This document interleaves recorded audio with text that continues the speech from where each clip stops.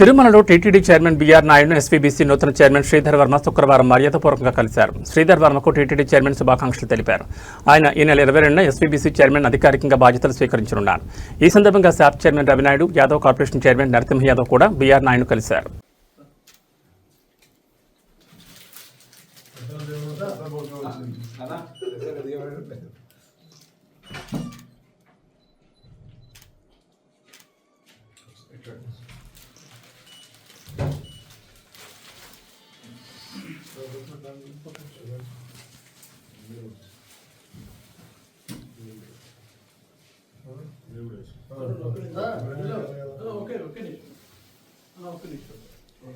Dry fruits తెచ్చాను.